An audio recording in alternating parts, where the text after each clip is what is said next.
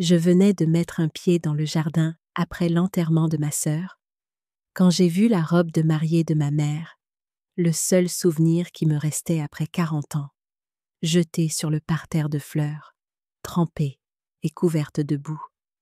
Ma belle-fille se tenait sur le pas de la porte et a dit froidement : « Mon enfant a besoin d'une chambre privée.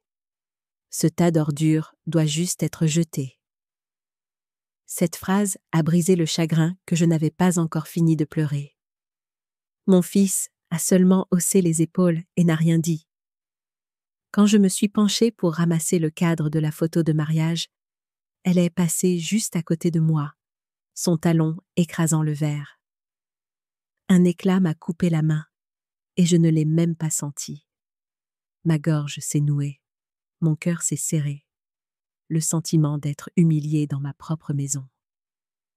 J'ai discrètement sorti mon téléphone, j'ai tout photographié, et j'ai envoyé les clichés à la seule personne qui savait que je me méfiais d'elle depuis le début.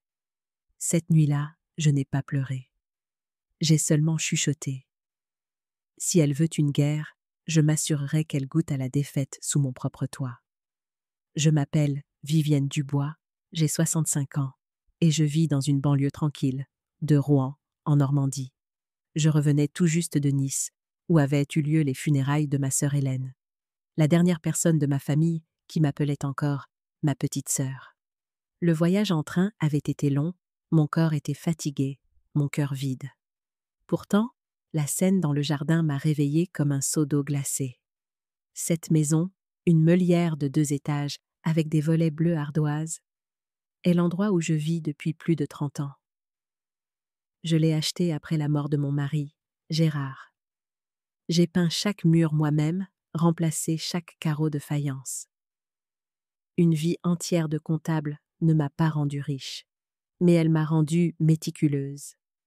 Chaque objet dans cette maison porte les marques de l'amour, de l'effort et du souvenir.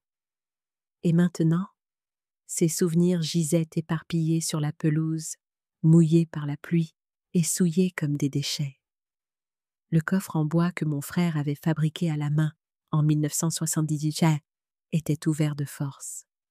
Le carnet en cuir de ma mère était trempé, et mes broderies faites à la main s'étaient envolées sur les marches. J'avançais lentement, ramassant chaque objet comme si je rassemblais les morceaux piétinés de ma propre mémoire. Chloé était toujours là, les bras croisés, son ventre plat sous une robe en soie. « Je t'ai déjà dit que tu devais déménager dans le débarras du fond, » dit-elle d'un ton égal. Froid. La chambre à l'étage sera la chambre du bébé. J'ai regardé autour de moi. Il n'y avait aucun signe de préparation pour un enfant, juste une excuse commode pour me chasser. J'ai eu un petit rire qui n'a jamais atteint mes yeux. « Le débarras » ai-je demandé. « Oui » a-t-elle dit. « C'est là que tu pourras être, tranquille. » Je n'ai pas discuté. J'ai descendu la petite pente vers l'arrière de la maison. La porte en bois a grincé en s'ouvrant, et une odeur d'humidité et de poussière m'a frappé le nez. À l'intérieur, il y avait un matelas pliant sale, une douille d'ampoule nue au plafond et une petite fenêtre drapée de toiles d'araignée. Pas de table, pas de chaise, pas de couverture. Je me suis assise sur ce matelas et j'ai pris une profonde inspiration. L'humiliation se tordait dans ma poitrine, mais les larmes ne sont pas venues. J'ai sorti mon téléphone et j'ai photographié chaque recoin de la pièce, chaque objet jeté, chaque empreinte de pas sur le sol. Chaque cliché était une pièce à conviction, une blessure documentée. Je me suis souvenu de la première fois où Antoine m'avait présenté Chloé, il y a 10 ans. Elle était solaire, charmante, douée pour séduire les gens. J'étais discrètement heureuse. Enfin, mon fils avait quelqu'un à ses côtés. Je ne savais pas que ce quelqu'un m'exclurait lentement de la vie de mon fils jusqu'à ce que je devienne juste un vieil objet à leurs yeux. Cette nuit-là, Antoine est rentré tard. La porte de ma chambre, maintenant le débarras, s'est entr'ouverte. La lumière du couloir s'est infiltrée. Maman, dit-il d'une voix lasse. Ne t'en fais pas. Chloé est stressée. Elle a besoin de son propre espace. J'ai regardé mon fils, le visage que j'avais le plus aimé et en qui j'avais le plus confiance. Et toi, Antoine ? ai-je demandé. Il a évité mon regard. Tu sais, ma femme passe en premier. La porte s'est refermée avec un léger grincement de la charnière. La pièce est redevenue sombre. J'ai ouvert mon téléphone et j'ai vérifié le compte joint que j'avais autrefois laissé Antoine utiliser en cas d'urgence. Une série de transactions étranges est apparue. Décoration d'intérieur, peinture pour chambre de bébé, week-end à Bordeaux, forfait spa de luxe. Chaque ligne était comme un coup de couteau. Près de 6 000 € en 2 mois. Je savais que ce n'était que la partie visible de l'iceberg. J'avais entendu Chloé laisser entendre qu'il fallait vendre quelques vieilles pièces pour rafraîchir l'espace. Maintenant, je comprenais qu'elle avait vendu mes souvenirs pour acheter des choses sans signification. Tard dans la nuit, j'ai ouvert mes contacts et j'ai appelé Maître Bernard, l'avocat qui m'avait aidé avec les papiers de l'assurance il y a 10 ans. « J'ai besoin de vous voir », ai-je dit. « Demain, 9 h. Que s'est-il passé, Madame Dubois? Un problème de famille? J'ai répondu brièvement. Oui, et j'ai besoin de protéger ce qui reste. Avant de me coucher, j'ai entendu une voiture dans l'allée. J'ai regardé à travers le rideau. Chloé conduisait une Audi ivoire, la voiture qu'elle disait avoir empruntée à une amie. Mais la lumière intérieure était assez vive pour que je voie un nouveau sac à main de créateur sur le siège passager. Tôt, le lendemain matin, alors que je sortais les poubelles, Madame Lambert, ma voisine depuis près de 20 ans, m'a interpellée à voix basse. « Vivienne, je dois vous dire quelque chose. La semaine dernière, j'ai vu un homme livrer plusieurs grandes boîtes à Chloé. Elle m'a dit que c'était des décorations pour la chambre du bébé. Mais quand je me suis approchée, c'était évident que c'était des articles de luxe. Chaussures, sacs, parfums. Le service de livraison était très cher. J'ai hoché la tête, je l'ai remercié et je n'ai rien dit de plus. Dans ma tête, les fragments de suspicion s'emboîtaient pour former une image complète. Je suis retournée à l'intérieur et j'ai regardé la petite pièce froide. Chaque grain du parquet semblait me chuchoter quelque chose. Je me suis assise sur le bord du matelas, j'ai sorti un carnet et j'ai écrit la première ligne à l'encre bleue. 14 mars, début de la collecte de preuves. Puis, je me suis dit, doucement mais fermement. Si je dois rester dans un débarras, j'y resterai en tant que plaignante, pas en tant que parasite. J'ai fermé le carnet et j'ai levé les yeux vers le plafond sombre. Pour la première fois depuis des années, je ne me sentais pas faible. Je me sentais comme une femme qui savait exactement ce qu'elle allait faire.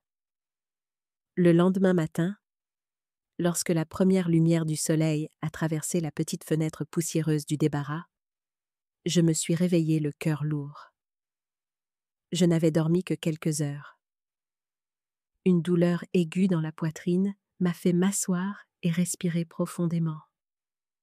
À côté du matelas pliant se trouvait ma vieille valise avec les quelques affaires que je gardais encore.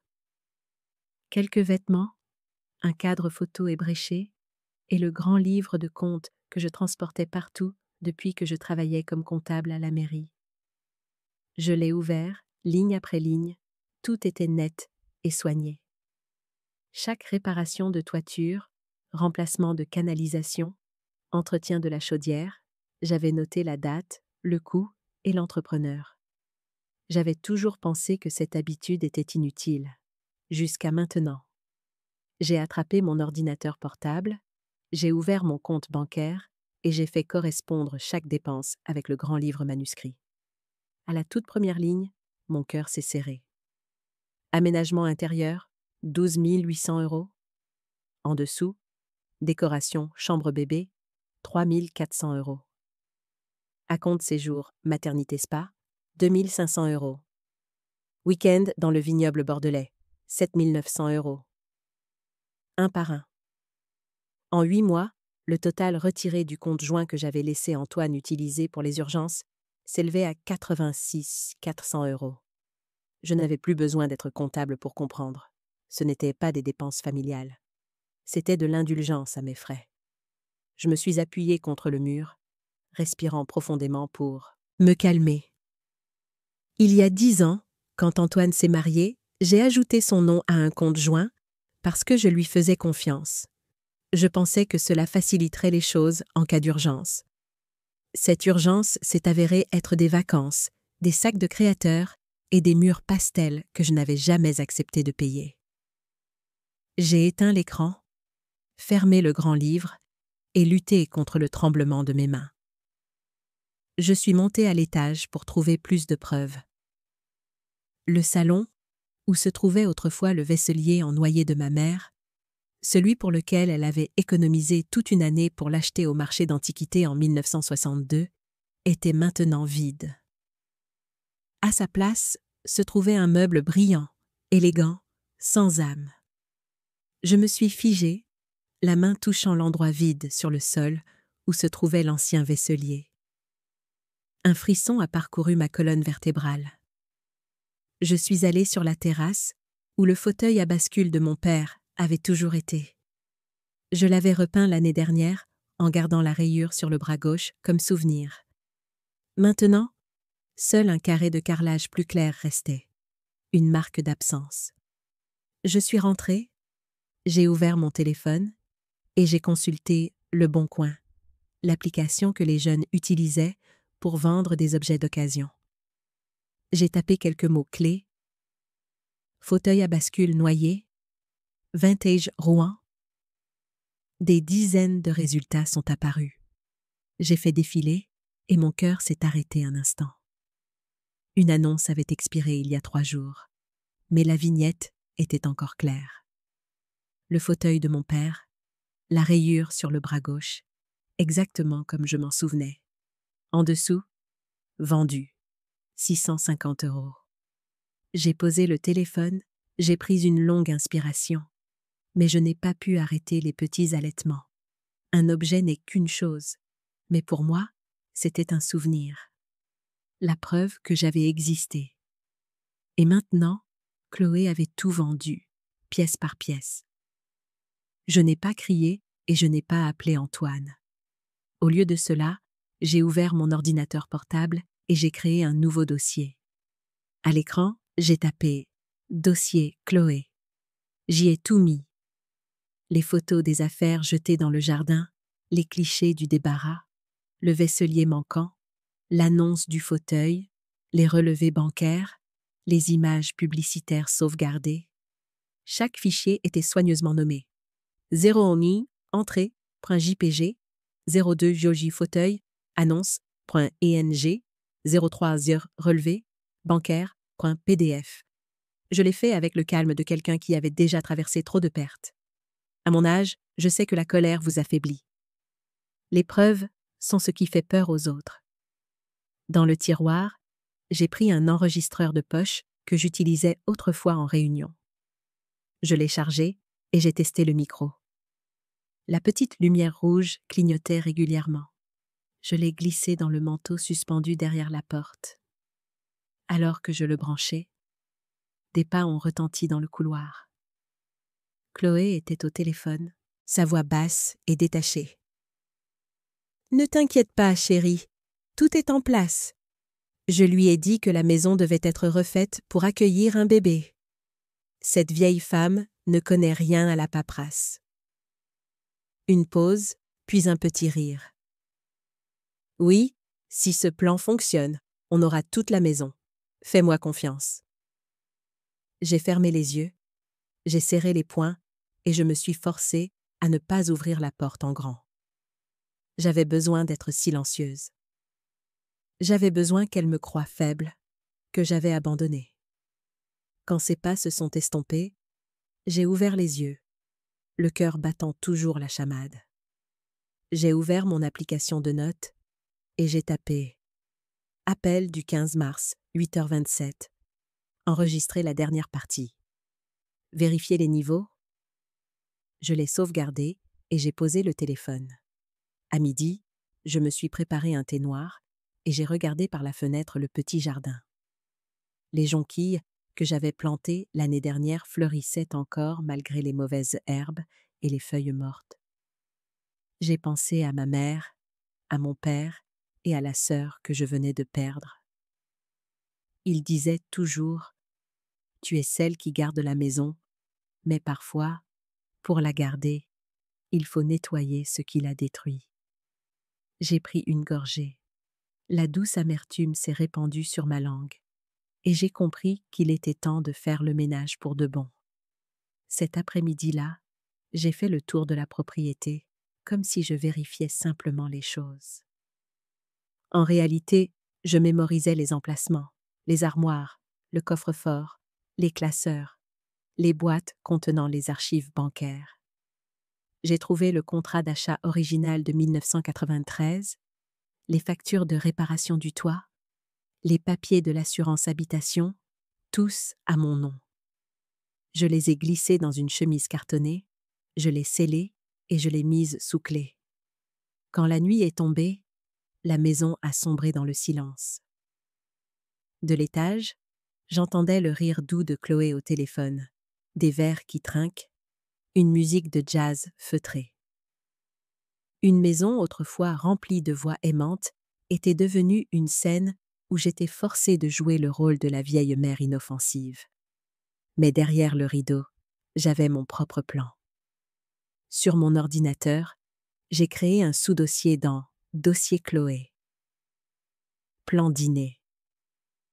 J'ai tapé les premières lignes, courtes et claires comme un vieux rapport financier. Date 17 mars. Lieu maison, salle à manger principale. Objectif observer, enregistrer, capturer les réactions. Participants Antoine, Chloé, ses parents. Plan paraître fragile. Accepter de céder la chambre. Placer l'enregistreur. Placer une mini-caméra dans le vase sur l'étagère. Ne pas discuter, seulement documenter. J'ai relu, j'ai supprimé le mot « vengeance » et je l'ai remplacé par « preuve ». Je n'avais pas besoin de vengeance. J'avais besoin que la vérité soit vue, enregistrée et crue. Avant de me coucher, j'ai tout vérifié à nouveau. Enregistreur chargé, téléphone en mode silencieux, dossier caché. Je me suis allongée sur le matelas pliant alors que le clair de lune se glissait par la fente de la porte. La douleur était toujours là, mais en dessous, quelque chose d'autre grandissait. La clarté. Dans le noir, j'ai chuchoté. « Très bien, Chloé. Continue de penser que je ne sais rien, mais quand ce dîner aura lieu, c'est toi qui ne pourras rien avaler. » Et j'ai souri, le premier vrai sourire depuis la mort de ma sœur. Pas de joie, mais parce que je savais qu'à partir de ce moment, tout allait changer. Le lendemain matin, je me suis réveillée avant l'aube. La pluie de la nuit précédente tombait encore en bruine et le froid qui se glissait sous la porte me faisait frissonner. Je me suis préparé un café noir, sans sucre, sans crème, puis je me suis assise à la petite table dans le débarras, la lumière chaude juste suffisante pour montrer chaque pli de mes mains. Devant moi se trouvait la chemise cartonnée. J'avais passé des jours à préparer les relevés bancaires, les photos de mes biens jetés dans le jardin, les enregistrements, les papiers de la maison et mon grand livre de comptes. Tout était prêt. J'ai regardé l'horloge. 7h40. Mon rendez-vous avec Maître Bernard était à 9h dans son petit bureau du centre-ville de Rouen. J'ai pris une profonde inspiration. J'ai pris la chemise. J'ai enfilé mon long imperméable et j'ai conduit ma vieille Peugeot 3008 hors de la rue Calme. Chaque fois que les pneus roulaient dans une flaque d'eau, je me sentais un peu plus légère, comme si chaque tour de roue m'emmenait hors de l'obscurité. Le bureau de Maître Bernard se trouvait dans un bâtiment en briques rouges le long de la Seine. À l'intérieur, ça sentait le café et le vieux papier. Maître Bernard, un homme d'une 50aine d'années, avec des lunettes à demi cerclées, est sorti et m'a serré la main. « Madame Dubois, ça fait un moment. J'ai entendu votre voix au téléphone. Elle ne semblait pas bonne. » J'ai esquissé un mince sourire. « Elle n'était pas bonne, maître. » Nous nous sommes assis. J'ai ouvert la chemise et j'ai disposé chaque jeu de documents dans l'ordre. Voici 8 mois de relevés.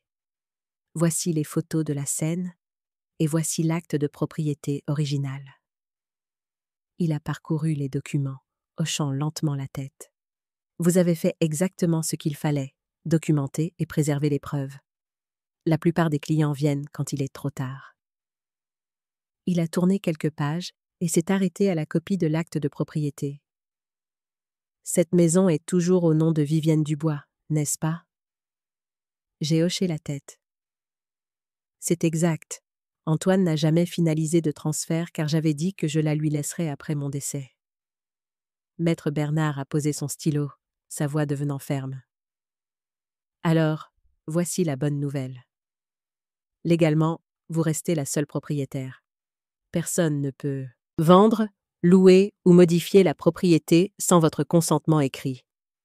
Antoine et sa femme sont des occupants sans droit ni titre, ce qui en droit français signifie qu'ils sont là par votre seule permission. J'ai absorbé chaque mot comme de l'eau après une longue soif. Cela signifie, a-t-il poursuivi, que si vous le souhaitez, vous pouvez mettre fin à leur droit de séjour à tout moment, avec un préavis approprié. Je suis restée silencieuse, mais quelque chose de douloureux et de paisible a grandi en même temps en moi. Cette maison, l'œuvre de ma vie, était toujours mienne. Maître Bernard a soigneusement tiré le dossier vers lui et a commencé à noter des éléments. Maintenant, passons à l'argent, a-t-il dit. Quelle est votre estimation de la perte totale? J'ai lu lentement. 90 400 € retirés, sans compter les souvenirs de famille, le vaisselier en noyer, le fauteuil à bascule, les broderies, estimées à 12 000 € de plus.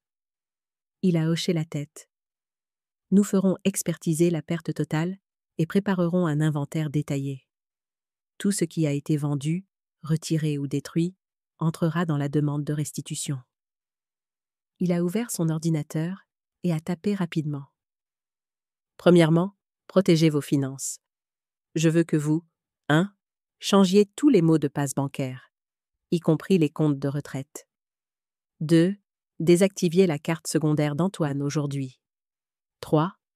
Activiez les alertes de transactions par email. 4. Retiriez les factures de service public du nom d'Antoine, s'il y en a qui y sont liées.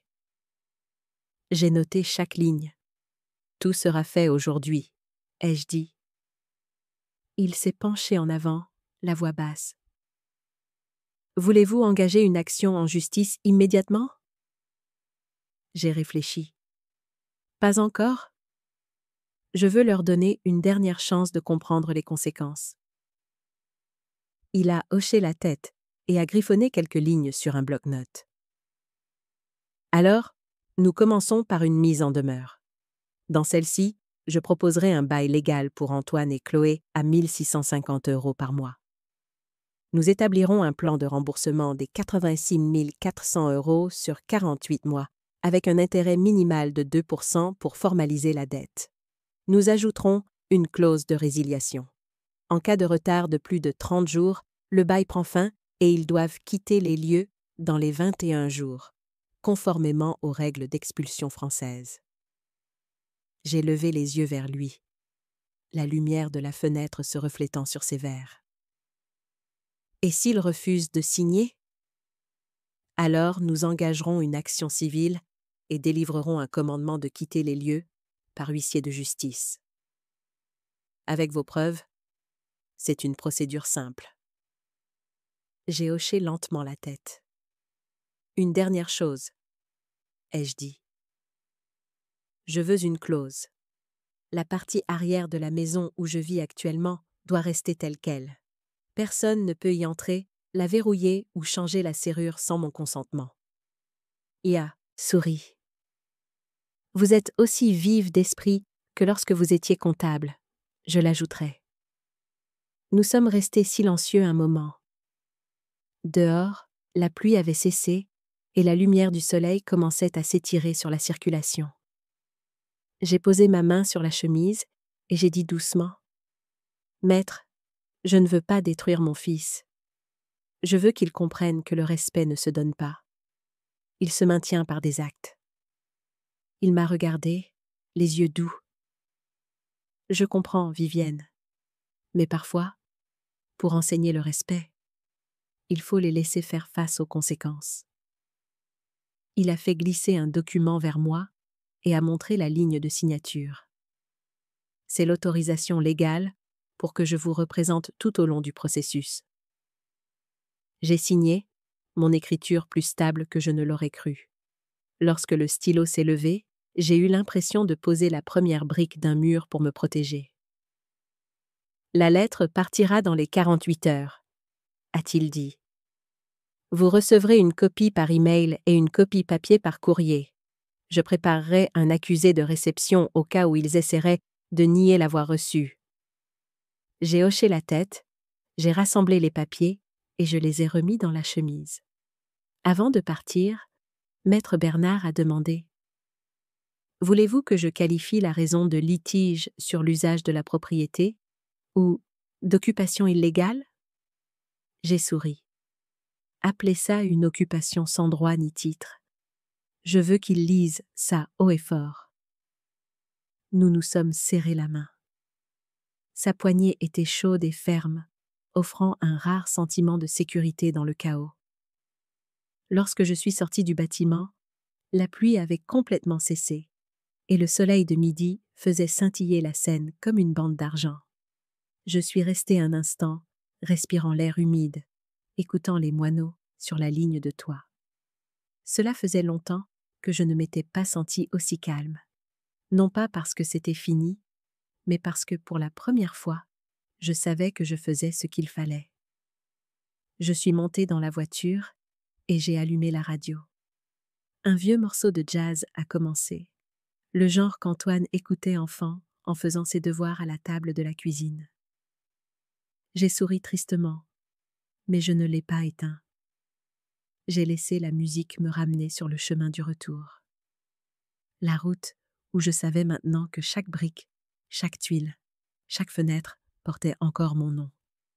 Et en moi, une voix a chuchoté. Lentement mais sûrement, l'équité et le respect. C'est tout ce que je veux, et je l'aurai. J'ai reçu un SMS d'Antoine ce midi-là. Maman, dînons en famille ce soir. Chloé veut que tout le monde parle calmement et trouve une solution. Une solution ? J'ai souri et j'ai tranquillement fermé mon téléphone. Les personnes qui me traitaient comme un fardeau voulaient soudainement parler calmement. Je savais que ce genre de réconciliation sentait généralement le scénario, et je savais exactement quel rôle je jouerais ce soir. Toute la journée, j'ai à peine mangé. J'ai organisé les dossiers de Maître Bernard et j'ai glissé l'épaisse enveloppe scellée soigneusement dans mon sac à main. En fin d'après-midi, j'ai pris une douche, je me suis coiffée et j'ai enfilé la robe en tricot bleu, celle que ma sœur disait me donner un air à la fois chic et solide. Je me suis regardée dans le miroir, mes yeux sous la lumière chaude. La tristesse des dernières semaines avait disparu. Ce qui restait était quelque chose de calme, de froid et de très clair. Vers 18h30, l'odeur de la nourriture a rempli la maison. Un rôti de veau, une sauce aux champignons et du pain beurré. Le dîner semblait plus élaboré que d'habitude. Je suis montée, écoutant les bavardages de la salle à manger en marchant.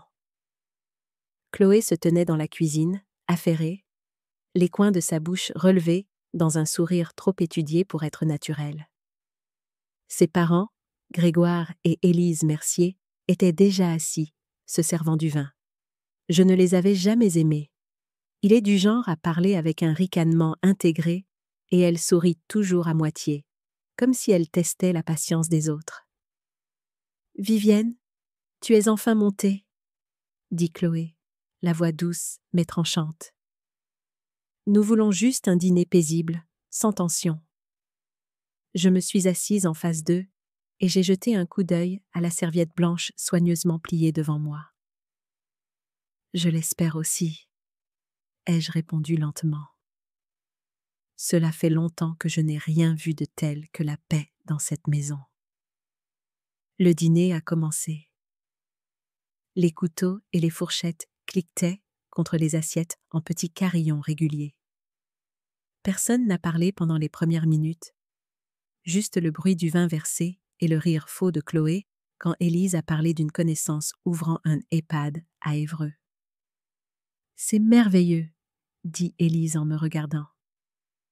À votre âge, avoir un endroit calme avec des soins attentifs est ce que tout le monde voudrait. » Grégoire a hoché la tête et a ajouté « C'est vrai, à cet âge, vivre seul peut être gênant pour les deux générations.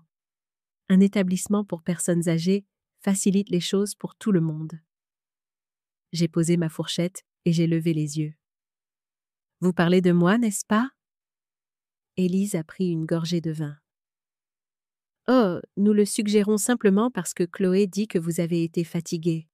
Antoine s'inquiète pour vous, aussi. » J'ai eu un petit sourire qui a fait marquer une pause à la table. « Je ne suis pas fatiguée.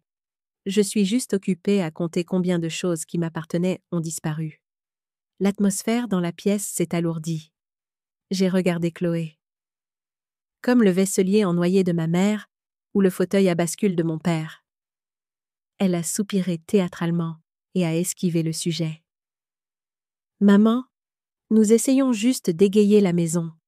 Ces vieilles choses ne correspondant plus au style. » Je suis restée silencieuse. J'ai coupé un autre petit morceau de viande et j'ai mâché lentement. J'avais l'impression que même la viande savait ce que j'attendais. Grégoire est intervenu, visant la neutralité. « Chloé et Antoine sont attentionnés, mais peut-être ont-ils besoin de plus de contrôle sur la gestion des finances familiales. Les jeunes ont leur propre façon de faire, Madame Dubois. » C'était mon moment. J'ai posé mes couverts, je me suis essuyé les mains avec la serviette et j'ai ouvert mon sac. L'enveloppe de Maître Bernard en est sortie, épaisse, et je l'ai posée carrément au milieu de la table. « Dans ce cas, ai-je dit, la voix légère comme une brise, mettons les finances au clair. » Tous les yeux se sont tournés vers moi. J'ai ouvert l'enveloppe et j'ai sorti la lettre sur papier à en-tête du cabinet Bernard & Associés. C'est une mise en demeure. À partir de maintenant, Antoine et Chloé signeront un bail formel à 1 650 € par mois. Ils rembourseront également les 86 400 € retirés de mon compte au cours des 8 derniers mois, sur une période de 48 mois, avec 2% d'intérêt. Le vin de Grégoire a débordé du verre et a coulé sur la nappe. Élise a retenu son souffle. Antoine était assis, figé. Chloé a juste ricané. « Tu n'as pas à faire ça, » dit-elle sèchement. « Je ne m'attendais pas à ce que tu transformes tout en feuille de calcul, comme une manipulatrice professionnelle. » J'ai levé la tête et j'ai croisé son regard jusqu'à ce qu'elle doive déglutir. J'étais comptable, oui. Et je suis aussi la personne qui détient toujours le titre de propriété de cette maison. Puis j'ai sorti mon téléphone, j'ai ouvert le dossier Chloé, et j'ai tourné l'écran pour que toute la table puisse voir. Le fauteuil à bascule de mon père était là, la rayure sur la coudoir et les mots « vendu » 650 € en dessous. « Élise, » ai-je dit, « si ça vous semble familier, c'est normal. Votre fille l'a vendu avec beaucoup d'autres choses. » L'air est devenu aussi épais que du sirop. Les mains d'Antoine tremblaient alors qu'il posait son verre. « Maman, qu'est-ce que tu dis ?»« Je dis la vérité, » ai-je dit. Et j'ai tout documenté. Relevé, reçu, annonce. Je n'ai pas besoin de crier. J'ai juste besoin de preuves. Grégoire a rougi et s'est levé. « Vous menacez ma fille dans notre maison. » J'ai légèrement incliné la tête, la voix calme d'une manière qui m'a surprise moi-même. Faux. C'est toujours ma maison, et cette enveloppe est la dernière chance pour mon fils et sa femme de rester ici avec une décence élémentaire. Personne n'a parlé. L'horloge murale faisait tic, tac, tic, comme un compte à rebours avant une explosion. Chloé a laissé échapper un rire court et dur. Pathétique? Tu penses que tu peux me faire peur avec de la paperasse? Je suis enceinte? Et tu mets une femme enceinte à la porte d'une maison. Tu te sens inhumaine? Je me suis penchée en arrière, les yeux ne la quittant jamais. Vraiment? Ai-je demandé, douce comme l'air. Alors quand me montreras-tu les résultats prénataux? La question a frappé la table comme une brique. Silence. Antoine s'est tourné vers Chloé, les yeux tourbillonnants. Je pensais que tu avais dit... Chloé s'est levée d'un bond et a claqué sa cuillère sur la table. Je n'ai rien à prouver. Elle veut juste nous diviser. Je n'ai rien dit de plus. J'ai juste regardé Antoine, mes yeux tristes, mais fermes. Mon fils, j'ai trop perdu en restant silencieuse. À partir de maintenant, je ne serai plus silencieuse. La pièce est devenue immobile. Grégoire a attrapé son manteau, a marmonné quelque chose et a tiré Élise loin de la table. Chloé se tenait là, pâle, les lèvres tremblantes. Antoine ne pouvait pas articuler un mot. Je me suis levée, j'ai glissé l'enveloppe dans mon sac et j'ai dit doucement « Je laisserai la lettre sur le comptoir de la cuisine. Vous avez 48 heures pour la lire et la signer. » Puis j'ai quitté la salle à manger. Derrière moi, la vaisselle a cliqueté, le bruit d'un dîner qui se brise, comme de la glace qui se fissure sous les pieds. En descendant les escaliers, je ne me sentais pas tremblante, juste soulagée. Peut-être parce que pour la première fois, la balance penchait vers ce qui est juste. Je suis entrée dans le débarras, maintenant ma salle de stratégie.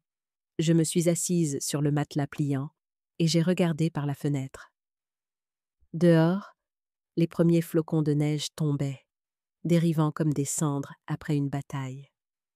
Mais en moi, une flamme claire et constante continuait de brûler. Et je savais que le vrai combat ne faisait que commencer. Cette nuit-là, la maison était d'un silence de mort après la tempête émotionnelle. Je pensais que tout s'était terminé avec la cuillère brisée et le regard épuisé de mon fils. Mais vers minuit, on a frappé doucement à la porte du débarras. 3 coups, hésitants, faibles. Je me suis redressée, j'ai allumé la lampe et j'ai regardé la porte trembler. « Maman, c'est moi !» La voix d'Antoine était rauque, fatiguée, brisée. J'ai ouvert la porte. Il se tenait là, décharné, les yeux injectés de sang. La lumière jaune et chaude montrait un visage autrefois lumineux, maintenant marqué de rides précoces et de panique. « Je ne peux pas dormir, » dit-il, la voix tremblante. « J'ai peur de perdre la maison, maman. Je ne sais pas quoi faire. » Je suis restée là, silencieuse. Une partie de moi voulait le serrer dans mes bras. Une autre partie voulait tenir bon. « Je ne veux mettre personne à la porte, » ai-je répondu lentement. « C'est pourquoi j'ai proposé le bail.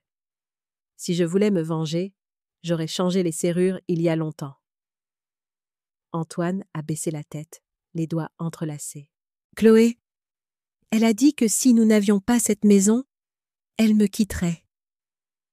Je ne veux pas de divorce, maman.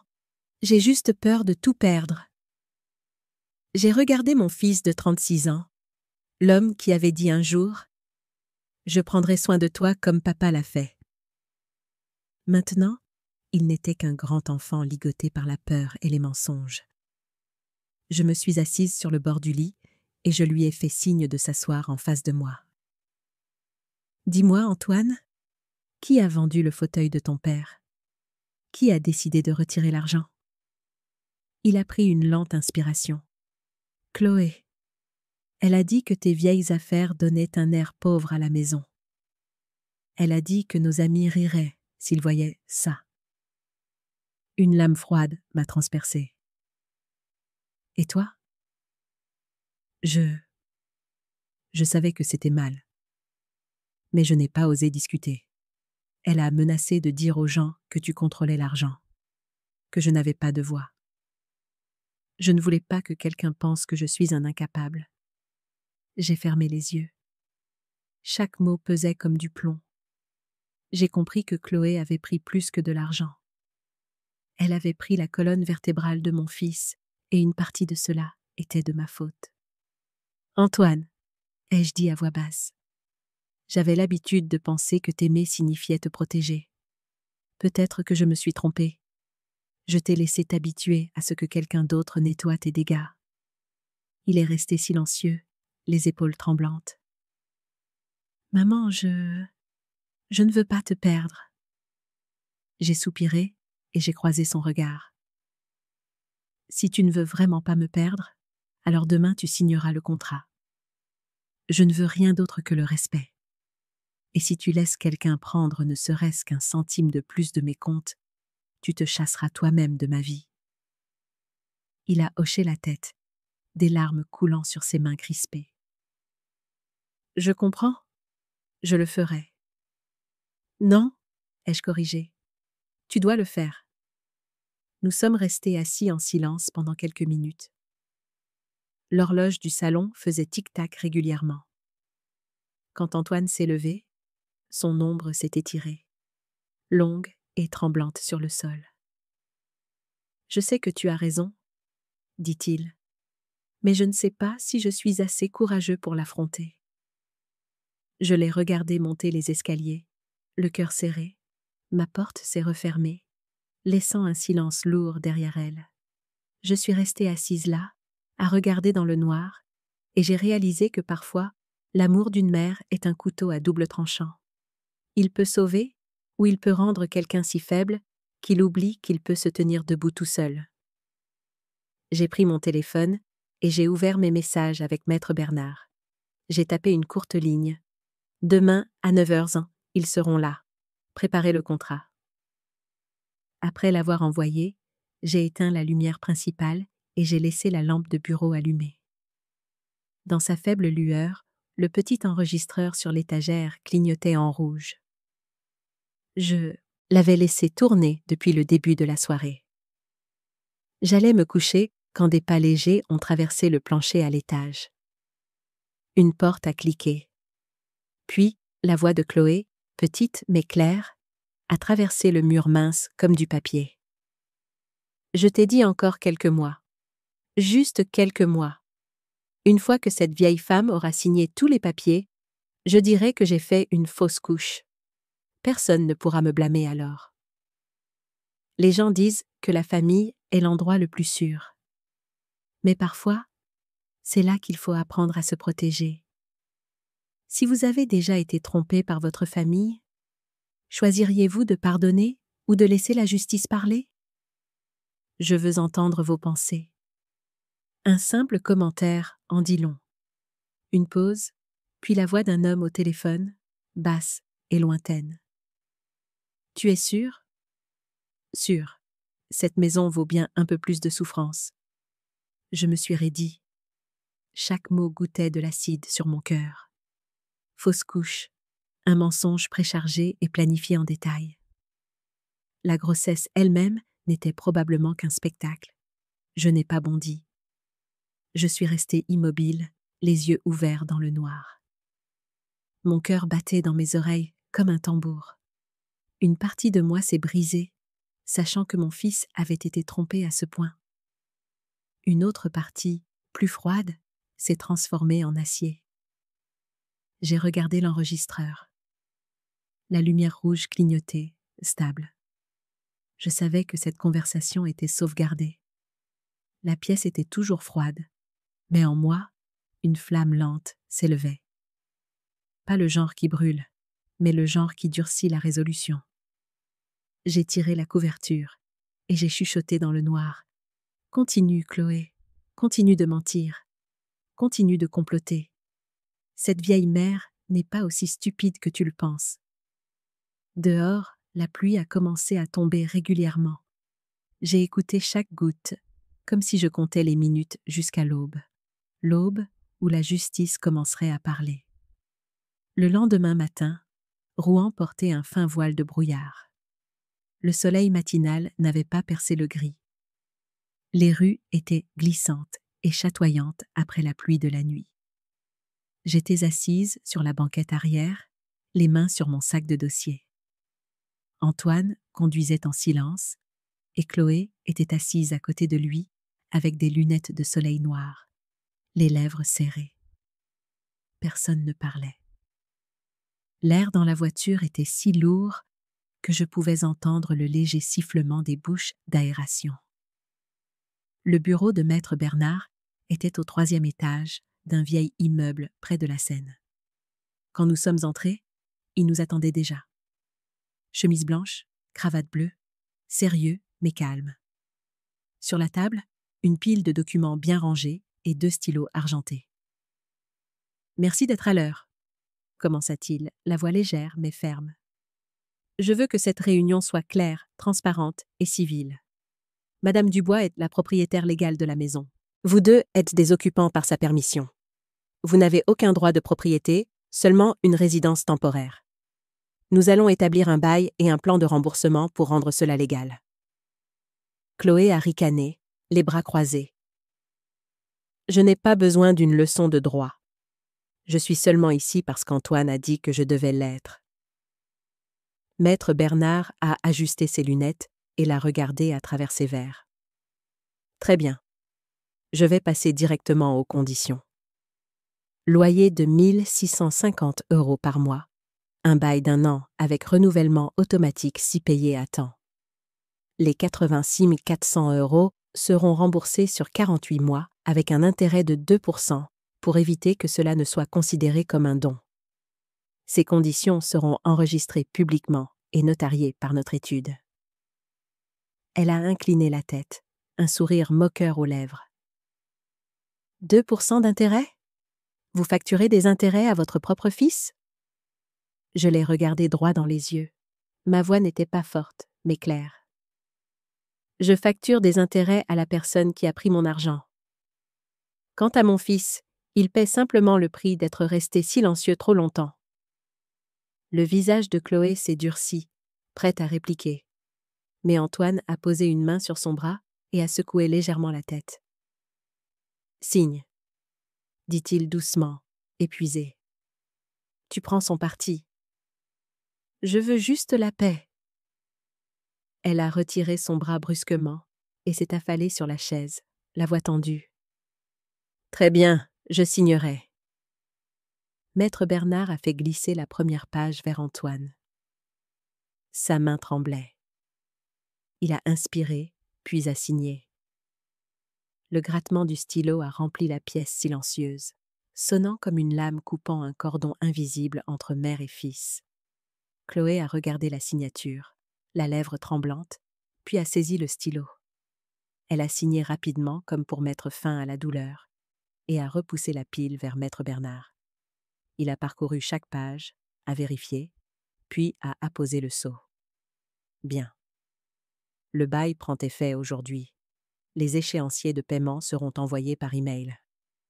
J'ai également enregistré la liste des souvenirs de famille vendus, le vaisselier en noyer, le fauteuil à bascule, les broderies à la main et le coffre en bois. Je travaillerai avec un expert pour établir un chiffre de restitution distinct. Chloé a laissé échapper un rire court et sec. Elle va maintenant facturer ses souvenirs. Je n'ai pas répondu. Je l'ai juste regardé, sans colère, sans pitié, juste le regard de quelqu'un qui a vu trop de tromperies. Personne ne peut rembourser des souvenirs. Ai-je dit doucement. Mais les pertes doivent quand même avoir un prix. La pièce semblait se figer. Maître Bernard a rangé les papiers dans un dossier et l'a fermé. J'espère que c'est un premier pas vers l'ordre. Je ne représente personne ici, sauf l'équité. J'ai hoché la tête. Merci. Antoine a gardé la tête baissée. Chloé s'est levée d'un bond, a remis ses lunettes de soleil et a élevé la voix. Tu as gagné, Vivienne. Mais souviens-toi de ça. Quand ton petit enfant naîtra, tu ne le verras jamais. Je me suis levée, j'ai pris mon sac et je lui ai fait face, la voix basse mais ferme. N'utilise pas un enfant comme bouclier. Il t'en faudra plus que ça pour rester propre. Son sourire a disparu. Elle s'est retournée, entraînant Antoine à sa suite. Ses talons ont frappé le carrelage, aussi sec qu'une aiguille de seconde grattant une horloge. Je suis restée, regardant la porte se refermer doucement. Puis je me suis tournée vers maître Bernard. Il est resté silencieux un moment, puis a dit doucement. Vous savez qu'ils n'accepteront pas cela facilement, n'est-ce pas? Je sais, ai-je dit. Mais au moins, ils ont dû commencer par une signature. Dehors, près de la Seine, le vent était glacial. J'ai resserré mon manteau, sentant la fatigue s'installer dans mes articulations. Mais sous la fatigue, il y avait une petite paix. Pour la première fois depuis des mois, je ne me sentais pas exclue de ma propre vie. Sur le chemin du retour, je me suis arrêtée dans une petite quincaillerie. J'ai acheté 2 nouvelles serrures, quelques jeux de clés et un tournevis. Le jeune vendeur a souri et a demandé « Vous rénovez la maison ?» J'ai dit « Non, je veux juste m'assurer que ma chambre reste la mienne. » De retour à la maison, des feuilles mouillées jonchèrent le jardin. J'ai entendu Chloé claquer la porte de la chambre. Antoine est monté sans un mot. Je n'ai rien dit, je me suis juste dirigée vers le débarras, le seul endroit où je me sentais calme. J'ai changé la serrure de la pièce, j'ai tourné la clé plusieurs fois pour être sûre, puis j'ai glissé une petite armoire devant comme une seconde barrière. Le grattement sec du métal sur le métal semblait dur, mais chaque clic me donnait l'impression de reconquérir un peu de terrain. Sur la table, j'ai trié les papiers fraîchement signés dans une pochette en plastique rigide et je les scellés. Puis, j'ai appelé une entreprise de garde-meubles à la périphérie de la ville, celle que j'avais utilisée lors de mon déménagement il y a 10 ans. J'aimerais louer un petit box d'environ 4 mètres carrés, ai-je dit. J'ai besoin d'un endroit sûr pour quelques objets de valeur.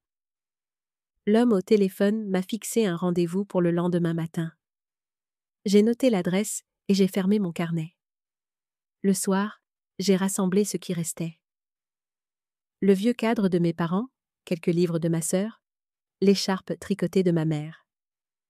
Je les ai emballés soigneusement et je les ai portés chez Madame Lambert. Elle a ouvert la porte, surprise. « Vivienne, ma chère, vous avez l'air si mince. » J'ai souri en gardant un ton léger. « Je laisse juste quelques affaires ici. Ma chambre ne me semble pas sûre. » Elle a pris ma main, chaude, ferme. « Laissez-les ici. Je les surveillerai. Ne vous inquiétez pas. » Quand je suis revenue, le crépuscule s'était estompé. La maison était étrangement silencieuse. J'ai allumé la lumière du débarras. La lueur jaune a baigné le mur taché. Je me suis assise, je me suis adossée, et les vagues d'épuisement sont arrivées. Puis une pointe de douleur m'a frappé la poitrine. Ma tête a tourné. Ma respiration est devenue courte. J'ai pressé ma main sur ma poitrine et j'ai essayé de respirer profondément. Mon pouls est emballé, rapide et désordonné. La pièce s'est brouillée pendant quelques secondes. J'ai incliné la tête en arrière, j'ai fermé les yeux et j'ai écouté mon cœur battre hors de rythme. J'ai pensé à Antoine, à sa main tremblante alors qu'il signait, à ses yeux qui semblaient avoir perdu leur âme. J'ai pensé à Chloé, avec son sourire froid et sa dernière menace. J'ai pensé à la maison qui était autrefois pleine de rire, maintenant juste un lieu d'ombres errantes. La douleur s'est atténuée. J'ai forcé ma respiration à ralentir et j'ai fermé les yeux. Dans la pièce sombre, j'ai entendu la pluie commencer, régulière, lente, froide. Elle déposait un film terne sur tout, comme un rideau cachant ma solitude. J'ai chuchoté, à peine un son. Tiens bon cette nuit, et demain tout sera différent. Mais au fond de moi, je savais que cette nuit n'était pas la paix. C'était seulement le calme avant une autre tempête. Je ne me souviens pas exactement quand je me suis évanouie. Je sais juste que la pluie tombait encore des gouttières quand je me suis effondrée juste à la porte du débarras. Ma poitrine s'est serrée comme un câble d'acier. Ma respiration s'est faite courte et le nouveau jeu de clés a glissé de ma main. J'ai entendu quelque chose au loin. Peut-être Madame Lambert criant mon nom. Puis tout a sombré dans un vide glacial. Quand j'ai ouvert les yeux, le plafond blanc du CHU de Rouen était suspendu au-dessus de moi. L'odeur familière de désinfectant m'a fait frissonner. Une blouse blanche s'est penchée.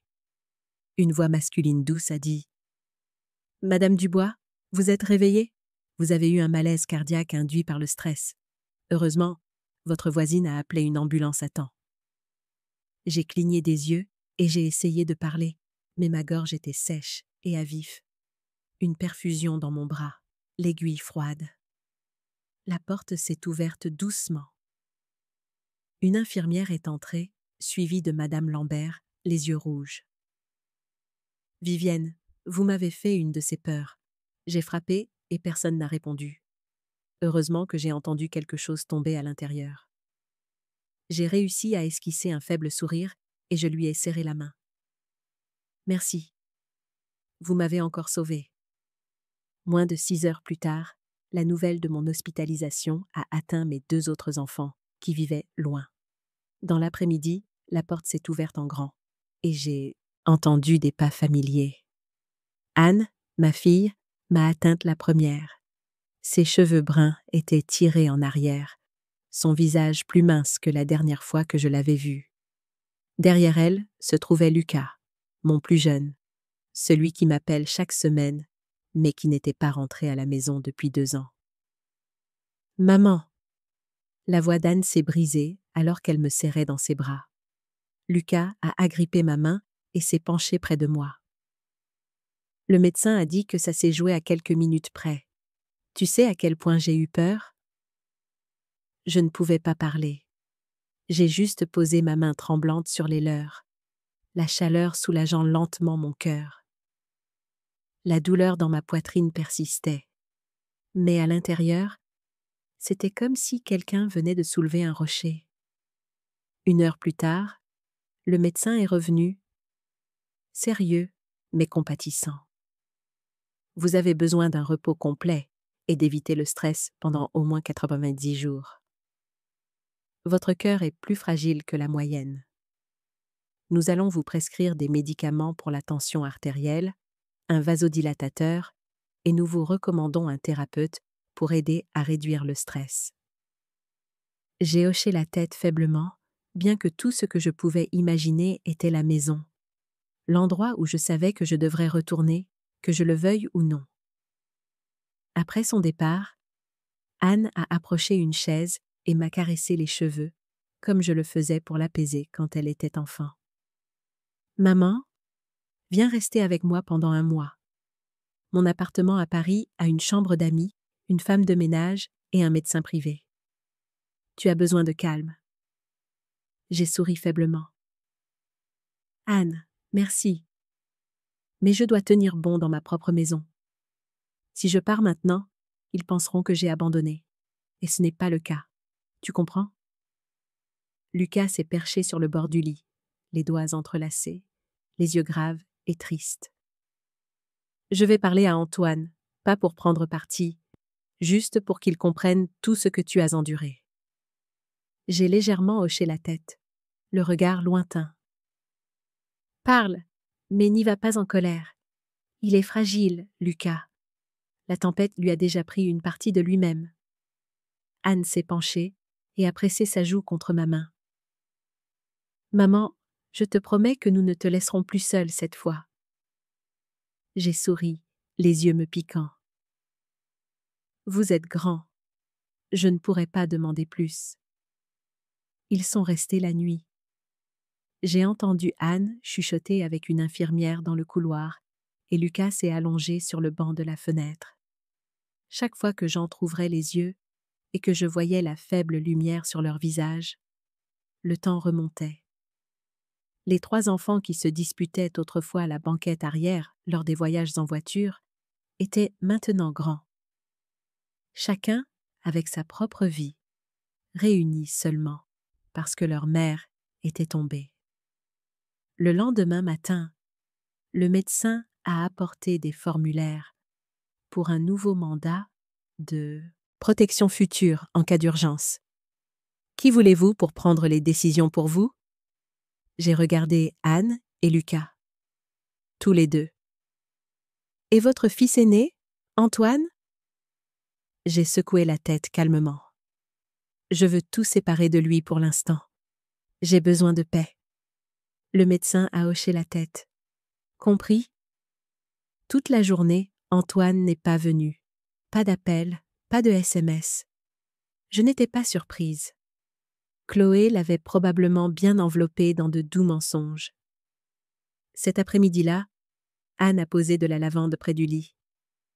Le doux parfum a apaisé ma tête. « Maman, tout ce dont tu as besoin, dis-le simplement, » a-t-elle chuchoté. J'ai esquissé un mince sourire. Rien que de vous voir en sécurité me suffit. 3 jours plus tard, j'ai été autorisée à sortir. Anne et Lucas ont pris les sacs pendant que je marchais lentement, une main sur ma poitrine. Mon pouls toujours instable. Dehors, le monde s'était éclairci après la pluie. La lumière du soleil filtrait à travers les arbres, illuminant leurs cheveux alors qu'ils se penchèrent dans le vent. La fierté et le chagrin se sont mêlés et m'ont serré la gorge. Sur le chemin du retour, Lucas a pris le volant et Anne s'est assise à l'avant. Ils discutaient doucement pour que je n'aie pas à réfléchir. J'ai regardé les arbres défiler. C'était si calme que ça me rendait nerveuse. Le calme est souvent le signe que les vagues arrivent. Quand nous avons tourné dans ma rue, mon cœur s'est accéléré. Le portail blanc était grand ouvert. Le jardin de devant était étrangement nu. Le banc où je lisais le journal avait disparu. La petite plaque en bois gravée « Maison du bois depuis 1993 » avait disparu. Je suis sortie. L'odeur de bois mouillé et de terre froide m'a frappée. Le jardin était impeccable. Aucune de mes affaires ne restait. Pas de jardinière, pas de pot de fleurs, pas de paillasson. Même les chrysanthèmes que j'avais plantés au début de l'automne avaient disparu. Juste des traînées de boue et des traces de pneus fraîches. La bouche d'Anne s'est ouverte. « Maman, où est tout ?» Je n'ai pas répondu. J'ai marché lentement vers la porte, chaque pas plus lourd que le précédent. La serrure du débarras avait été changée. Le rideau à l'intérieur a bougé comme si quelqu'un venait de le tirer. Je me suis arrêtée, le souffle coupé. Les mots du médecin résonnaient dans ma tête. Supprimer les sources de stress pendant 90 jours. Mais comment une mère peut-elle rester calme quand la maison qu'elle a bâtie à la sueur de son front est dépouillée, couche par couche, souffle par souffle? Lucas s'est avancé et a resserré sa main sur mon épaule. « Maman, laisse-moi entrer en premier. » J'ai légèrement hoché la tête et j'ai regardé. Mon grand-fils a franchi le seuil, ses yeux brillants dans la lumière de l'après-midi, reflétant la colère qu'il essayait de contenir. Anne a serré ma main, la voix tremblante. « Maman, tu dois être forte, s'il te plaît. » Je suis restée immobile. En moi, tout s'est condensé en une seule question silencieuse. Les gens peuvent prendre toutes les choses. Peuvent-ils prendre la volonté d'une mère qui a presque tout perdu?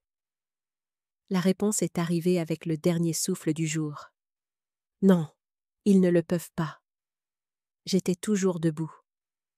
J'avais encore un cœur, un esprit, des preuves et mes 2 vrais enfants à mes côtés. Sous le soleil pâle, J'ai regardé la maison vide et j'ai entendu le vent dans les arbres chuchoter. « Tiens bon, Vivienne. Les tempêtes font tomber les feuilles, elles ne déracinent pas les arbres. » 2 jours après ma sortie de l'hôpital, par un matin humide et froid, mon téléphone a sonné. Une voix de femme familière, hésitante, tremblante comme si elle retenait quelque chose, a dit « Madame Dubois, c'est Élise Mercier, la mère de Chloé. Nous devons nous parler, juste nous deux. » Je me suis figée un instant. Élise, la femme qui avait croisé mon regard avec arrogance lors de ce dîner de famille, semblait maintenant urgente. J'ai hésité quelques secondes, puis j'ai répondu « Je vous écoute. » Pas au téléphone. Je vous enverrai l'adresse d'un café à 10 minutes de chez vous. Ne le dites à personne. Même pas à Antoine. Sa voix tremblait, si différente de sa froideur habituelle.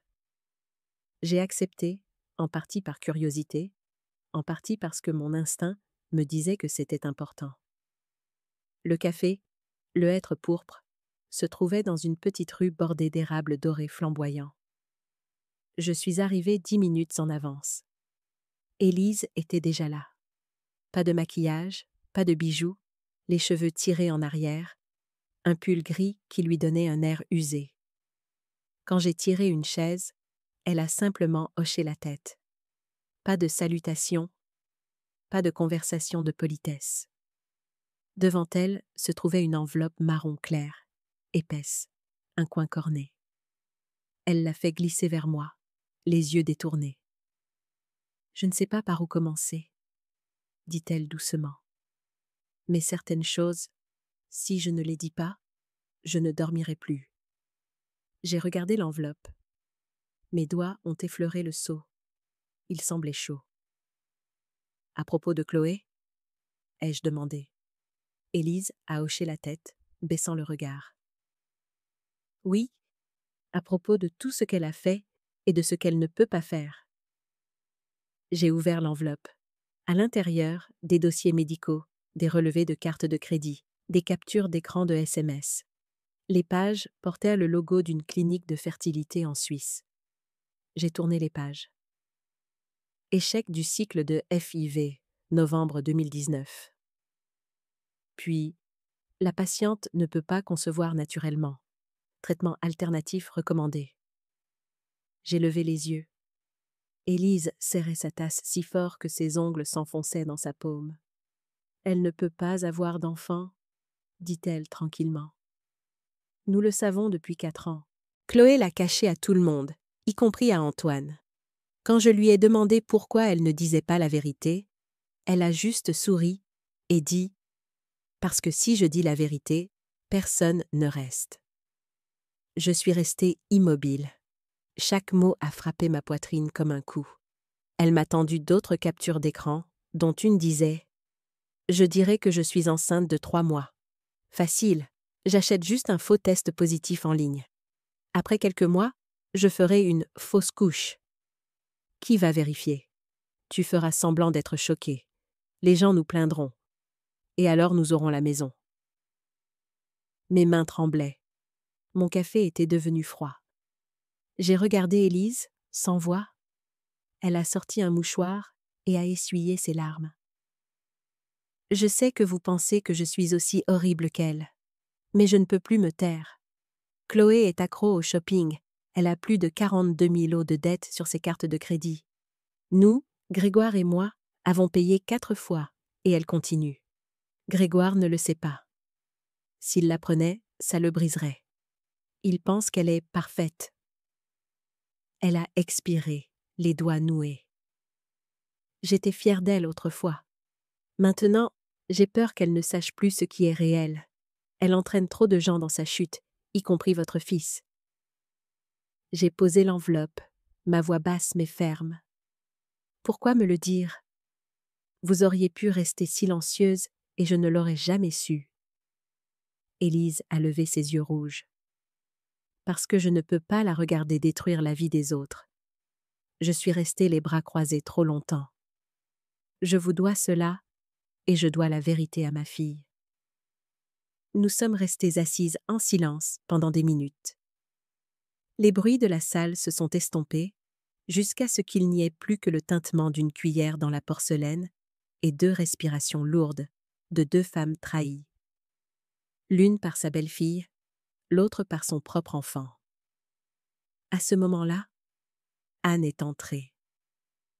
Je lui avais demandé de venir, lui disant simplement que j'avais besoin d'un témoin. Elle a rapidement atteint la table et a serré la main d'Élise. Sans beaucoup d'explications, j'ai fait glisser l'enveloppe vers ma fille. Anne a sorti son téléphone et a photographié chaque page, chaque capture d'écran.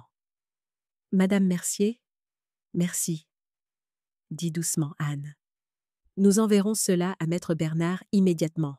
Il saura comment protéger ma mère. » Élise a hoché la tête, la voix tendue.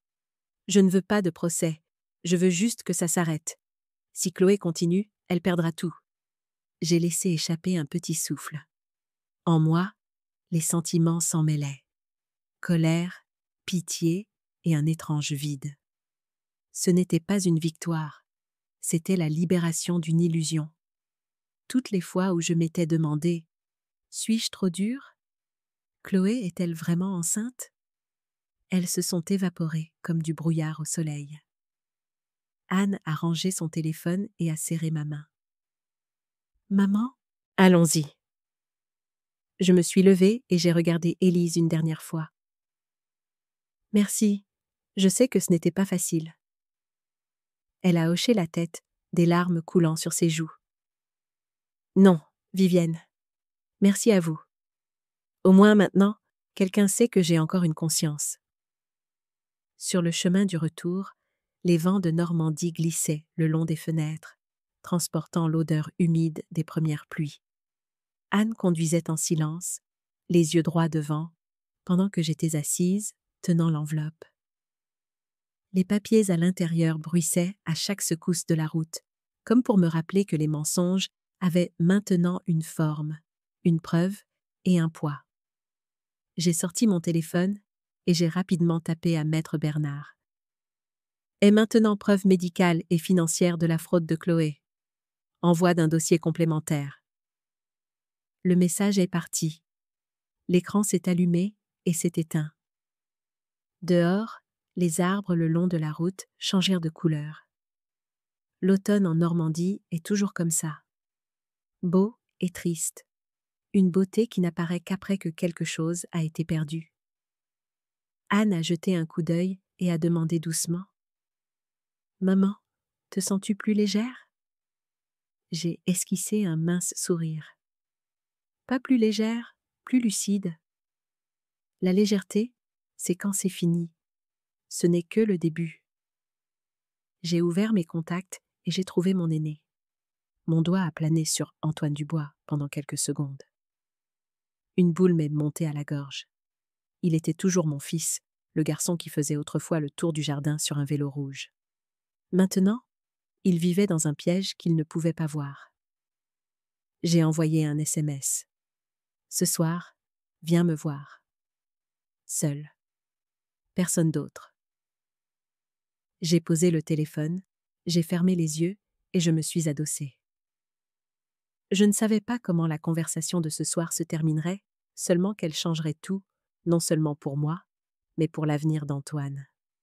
Dehors, le ciel gris s'est abaissé avec des nuages et une autre pluie à venir.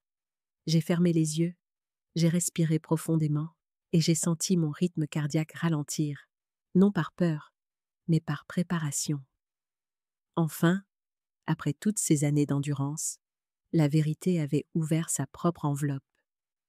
Et cette fois, j'étais prête à y faire face, non pas à la douleur, mais aux conséquences de la patience que j'avais eue trop longtemps.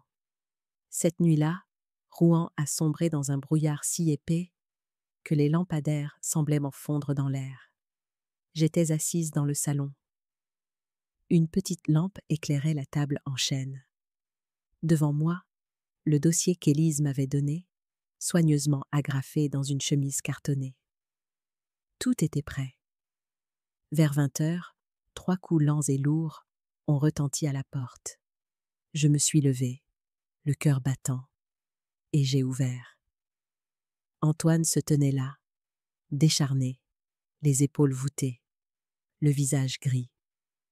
Son costume était froissé, des ombres profondes, sous ses yeux, comme s'il n'avait pas dormi depuis des jours. « Maman !» Sa voix était rauque, comme celle d'un homme qui avait perdu ses repères. Je n'ai rien dit, j'ai juste ouvert la porte plus grand. À l'intérieur, Anne et Lucas étaient assis sur le canapé, silencieux. Sur la table, le dossier reposait comme une bombe non explosée. Antoine est entré, a jeté un coup d'œil autour de lui, a marqué une pause en voyant son frère et sa sœur. J'ai fait un geste. « Assieds-toi ». Il s'est assis, les doigts noués, les yeux évitant les miens. J'ai fait glisser l'enveloppe vers lui. « Lis », ai-je dit, d'une voix basse et claire. Il a hésité, l'a ouverte et a sorti les pages. J'ai observé son visage, ses yeux se déplaçant lentement, puis s'arrêtant. Ses mains tremblaient, ses lèvres se sont serrées. Une minute plus tard, il a murmuré, presque pour lui-même. « Pas possible. Non. » Chloé a dit « Ça ne peut pas être. » Il a tourné la page suivante. Capture d'écran de SMS, note de clinique, dossier d'infertilité. Ses yeux sont devenus vitreux, comme s'il ne pouvait pas croire les mots. J'ai entendu sa respiration s'accélérer, comme si chaque ligne lui siphonnait l'air des poumons. « Je ne voulais pas en arriver là, » ai-je dit lentement. « Mais tu as besoin de la vérité, peu importe à quel point elle est douloureuse. » Antoine a levé les yeux, rouge. « Maman, tu es sûre? Peut-être qu'ils ont fait une erreur ?» Je n'ai pas répondu. J'ai juste pris mon téléphone et j'ai composé un numéro. « Où est-elle » a demandé doucement Anne. « Elle est en route, » ai-je dit. « Je lui ai dit de te le dire en face. » En moins de 10 minutes, une voiture s'est garée dehors. Chloé est entrée, long manteau, visage pâle. Elle s'est figée en voyant Anne et Lucas. Une lueur de méfiance dans ses yeux. Qu'est-ce que c'est? Un tribunal de famille? Je ne suis pas tombée dans le panneau. J'ai montré la chaise d'en face. Assieds-toi, Chloé. Tu as beaucoup à expliquer. Elle s'est assise, les bras croisés. Si c'est à propos du bail, je n'ai rien d'autre à dire. J'ai poussé le dossier vers elle. Pas le bail, la vérité.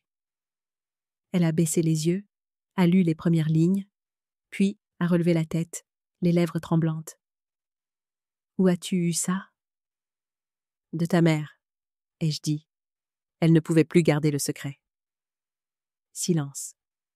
La pièce semblait se figer. Antoine regardait sa femme. C'est vrai? Demanda-t-il, la voix rauque. Chloé a pincé les lèvres et s'est détournée. Ce ne sont les affaires de personne. Je ne voulais tout simplement pas te perdre, Antoine. Si tu savais que je ne pouvais pas avoir de bébé, tu partirais. J'essayais de sauver notre mariage. Anne a frappé la table. Le sauver en simulant une grossesse et en planifiant une fausse couche? Chloé lui a répondu sèchement. Tu ne comprends pas. Il a promis que la maison serait à lui à la mort de sa mère. Je voulais juste assurer notre avenir. Tout ça, c'est à cause de lui. Antoine a chancelé comme s'il avait été frappé. Il s'est levé, les mains sur la tête, reculant. À cause de moi? À cause de moi? Tu as menti à ma famille, vendu les affaires de ma mère, pris de l'argent sur son compte. Chloé a crié. Tu l'as promis, Antoine. Tu as dit que maman ne vivrait pas éternellement. Tout serait à nous. J'ai juste fait en sorte que cette promesse se réalise plus tôt. Le son s'est brisé comme du verre. La pièce est devenue d'un silence de mort. Mon cœur battait lourdement, mais ma voix est sortie, étonnamment calme. Le bonheur construit sur des mensonges est un château de sable, Chloé. La première vague vient de frapper. Elle a eu un rire dur, s'est levée, la voix brisée par les larmes. Tu as gagné, Vivienne. Tu as toujours voulu me voir tomber. Félicitations. Elle a claqué la porte si fort que le tableau au mur s'est incliné. Quand la porte s'est refermée, Antoine s'est effondré sur le sol, le visage dans ses mains. Le sanglot qui s'est échappé n'était pas celui d'un homme adulte. C'était celui d'un enfant perdu. Je me suis approchée de lui, je me suis assise à ses côtés, et je l'ai tenu comme toutes les fois où il s'écorchait les genoux, et où je courais pour les nettoyer. Mon fils, ai-je dit doucement. Parfois, perdre la mauvaise personne est une bénédiction. Mieux que de garder quelqu'un qui te fait te perdre toi-même. Il n'a pas répondu. Il a juste pleuré tranquillement, la tête sur mon épaule. Anne et Lucas se tenaient près, peinés, mais soulagés. Cette douleur, bien que profonde, était le premier pas vers la guérison. Après près d'une demi-heure, Antoine a levé la tête, les yeux trempés mais plus clairs que je ne les avais vus depuis des années. « Maman, je vais divorcer. » J'ai serré sa main et j'ai hoché la tête. « Bien, fais-le correctement. Je demanderai à maître Bernard. » Et je déménage. Je ne peux pas rester dans cette maison. « Où iras-tu pour l'instant ?» a demandé Lucas. « J'ai trouvé un petit studio près du travail. J'ai juste besoin de quelques jours pour régler les choses. » Dans sa voix, j'ai entendu quelque chose que je n'avais pas entendu depuis longtemps. De la résolution. 2 jours plus tard, maître Bernard est venu à la maison avec de nouveaux dossiers. Il s'est assis à la table de la salle à manger, l'endroit qui était autrefois un champ de bataille au dîner. Maintenant un bureau temporaire. « J'ai reçu les informations d'Anne, » a-t-il dit. « Je vais déposer une demande d'indemnisation pour les souvenirs de famille qui ont été vendus, et également demander des dommages et intérêts pour préjudice moral causé par la fraude, le détournement de fonds et la fabrication d'une grossesse. » Antoine s'est assis à côté de lui et a hoché la tête. « Je suis d'accord. Je veux prendre mes responsabilités. J'ai également annulé la carte d'utilisateur autorisée et verrouillé tous les comptes liés. Elle ne touchera plus 1 euro. » Maître Bernard a pris des notes soignées, puis a levé les yeux vers moi. « Madame Dubois, je dois être honnête. Peu de gens de votre âge gardent leur sang-froid comme ça. Cette vérité pourrait en effondrer beaucoup. » J'ai esquissé un mince sourire. L'effondrement est leur problème, pas le mien. Je choisis simplement de rester debout. Cette nuit-là, la maison était calme. Antoine avait déménagé la plupart de ses affaires, ne laissant que la vieille montre que son père lui avait donnée. Quand il s'est dirigé vers la voiture, je me suis tenue à la porte et j'ai regardé mon fils une dernière fois. « Maman » a-t-il dit. « Je suis désolée. » J'ai secoué la tête. « Non, Antoine. Tu as fait ce qu'il fallait. Ne laisse pas les erreurs de quelqu'un d'autre t'enterrer. » Il a baissé la tête. Le lampadaire a éclairé son visage décharné. J'ai regardé jusqu'à ce que ses feux arrière disparaissent au coin de la rue. Dans ma poitrine, une blessure s'est un peu élargie. Mais étrangement, je me sentais plus légère, comme si cette douleur était nécessaire pour rincer des années d'auto-illusion. Je suis rentrée et j'ai passé ma main sur le plateau de la table. Cet endroit avait été l'œil du cyclone des mensonges. Maintenant, seule la chaleur de la vérité restait, amère, mais vraie. Et parfois, c'est suffisant pour recommencer. Je pensais autrefois que chaque tempête finirait par passer. Mais avec Chloé, elle n'a fait que changer de direction. Elle ne s'est jamais arrêtée. Moins d'1 mois après qu'Antoine a demandé le divorce et que maître Bernard a soumis la demande d'indemnisation, elle a contre-attaqué. Par un matin d'hiver précoce, maître Bernard a appelé, sa voix calme avec un léger rire. « Madame Dubois, Chloé a déposé une contre-plainte. Elle accuse Antoine de violence psychologique et demande 120 000 euros. » J'ai fermé les yeux et j'ai pris une longue inspiration. Pas surprise, juste fatiguée. Je sais, c'est le genre de Chloé. Quand la vérité leur échappe, ils inventent une nouvelle histoire pour continuer. Maître Bernard m'a dit de venir au bureau le lendemain matin. Quand je suis arrivée, il avait toutes les preuves étalées. Relevés bancaires, photos d'annonces d'antiquités, le fichier audio sur la fausse couche planifiée, et un ensemble imprimé de SMS qu'Anne avait collecté. J'ai soumis tout cela au tribunal avant qu'il n'examine la contre-plainte, a dit Maître Bernard. Maintenant, nous n'avons plus qu'à attendre l'audience. Le jour du tribunal, il brunait sur Rouen. La salle d'audience était petite, mais l'air était lourd, comme une cérémonie de jugement.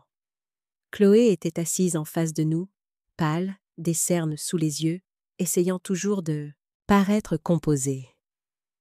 À côté d'elle se trouvait un jeune avocat confiant, feuilletant des dossiers. Antoine était assis au banc des accusés, silencieux, les mains jointes. J'étais assise derrière lui, entre Anne et Lucas. J'avais l'impression que nous trois traversions un champ de bataille sans avoir besoin de dire un mot. Chloé a commencé son témoignage. Sa voix tremblait, mêlant colère et fragilité. Il, Antoine Dubois, m'a conduite à une crise psychologique pendant des mois. Il contrôlait les finances, m'humiliait et, avec sa mère, me faisait pression pour que je quitte la maison. J'ai regardé la juge, une femme d'une 60aine d'années, au regard ferme mais juste. Elle a hoché la tête une fois et a fait signe à Maître Bernard. Maître Bernard s'est levé, sa voix basse, chaque mot tombant comme un coup de marteau. « Votre honneur, j'aimerais présenter des preuves à charge. Voici des relevés de compte montrant 86 400 € retirés sans autorisation sur 8 mois. Voici des annonces de vente d'antiquités et une annonce de fauteuil en noyer qui correspondent à des biens appartenant à la plaignante Vivienne Dubois, mère de l'accusé. Et voici un enregistrement audio dans lequel mademoiselle Chloé Mercier admet avoir simulé une grossesse et planifié une fausse couche pour gagner la confiance de son mari et accéder aux biens de la famille Dubois. » La salle est tombée dans un silence complet. J'ai entendu un stylo tomber du bureau du greffier. Chloé a baissé le regard, les lèvres serrées, les yeux lançant des éclairs à Maître Bernard. La juge a ajusté ses lunettes et a ouvert le dossier. « Mademoiselle Mercier, niez-vous ces preuves ?» Chloé a bégayé. « J'ai été piégée. Ma mère me déteste. Tout est fabriqué. » À ce moment précis, la porte de la salle d'audience s'est ouverte. Élise est entrée, hagarde, une grande enveloppe à la main. Elle s'est approchée de la barre des témoins, la voix tremblante mais ferme. « Je suis la mère de Chloé Mercier. Je témoignerai que tout ce que Maître Bernard a dit est vrai. Ma fille a menti sur sa grossesse, a dépensé de manière excessive et a trompé notre famille et la famille Dubois. » Chloé s'est retournée. « Maman, comment as-tu pu ?» Élise l'a interrompue. « Parce que tu ne sais pas où t'arrêter. Parce que je t'ai aidé à mentir trop de fois. » La salle est redevenue silencieuse. J'ai vu Grégoire, le mari d'Élise, au dernier rang, la tête baissée, le visage couvert par ses mains. La juge a légèrement tapé du marteau, puis a lu sa décision provisoire. Le tribunal rejette l'intégralité de la demande de dommages et intérêts de mademoiselle Chloé Mercier. Le bail et l'accord de remboursement entre madame Vivienne Dubois et monsieur Antoine Dubois sont reconnus comme légaux et en vigueur. Le tribunal note également des preuves de fraude au crédit potentiel et renverra l'affaire aux forces de l'ordre pour enquête. Maître Bernard a incliné la tête vers moi, un petit signal. C'était fait. J'ai expiré, non pas triomphante, mais sentant un long vide se dissiper derrière moi. Une semaine plus tard, le journal local a publié un court article. La police élargit une enquête sur une fraude au crédit liée à Chloé Mercier après que d'autres victimes ont signalé des cas d'emprunts frauduleux et d'achats non autorisés. Je l'ai lu et je n'ai ressenti aucune joie. C'était comme regarder quelqu'un couler et savoir que je ne pouvais plus la remonter. Cet après-midi-là, j'ai entendu frapper doucement. Quand j'ai ouvert la porte, Grégoire Mercier se tenait là, son chapeau à la main. Il avait l'air beaucoup plus vieux, plus gris, la voix rauque. « Je suis venue m'excuser, Madame Dubois. Je n'ai pas vu la vérité plus tôt. Élise m'a tout dit. Nous sommes déçus, mais au moins vous lui avez donné une chance de bien faire, même si elle ne l'a pas apprécié. » Je l'ai regardé et j'ai hoché la tête doucement. Aucune excuse n'est nécessaire. Vous êtes aussi une victime. Il a serré ma main, sa poignée tremblante, chaude et triste. Puis, il s'est retourné et s'est éloigné, les épaules courbées dans le froid de fin de saison. Le temps a passé et la maison est redevenue paisible. Chaque mois, Antoine transférait 1650 € de loyer et 1800 € pour la dette. Ponctuellement. À chaque virement, il laissait une petite note. 3e mois, j'essaie toujours. 5e mois. Maman, j'ai recommencé. J'ai sauvegardé chaque message dans son propre dossier. Pas pour l'argent, mais parce qu'il prouvait que la clarté peut prendre racine dans la ruine. Maître Bernard est passé une fois de plus pour me montrer l'ordonnance finale. Le tribunal a accordé l'intégralité de la demande d'indemnisation. Vous pouvez dormir tranquille, Vivienne. Personne ne touchera plus à vos biens. J'ai juste esquissé un petit sourire. Merci, maître. Maintenant, je ne veux que le calme. La loi a parlé pour moi. Chaque matin, je pratique la respiration profonde, comme le thérapeute me l'a appris. Inspirer pendant 4 secondes. Tenir pendant 7. Expirer pendant 8. J'ai commencé à marcher sous la pluie normande. La bruine constante que je détestais autrefois me semble maintenant réconfortante. Elle me fait remarquer le rythme de la vie et ma propre existence. Le parterre de fleurs à l'avant, l'endroit où le voile de mariée de ma mère avait été jeté, est replanté. J'ai choisi de la lavande et des marguerites blanches, les 2 fleurs qu'elle aimait. Quand mes mains touchent la terre, elle est froide, mais réelle. À chaque racine que j'enfonce, je sens une fissure dans mon cœur se ressouder un peu.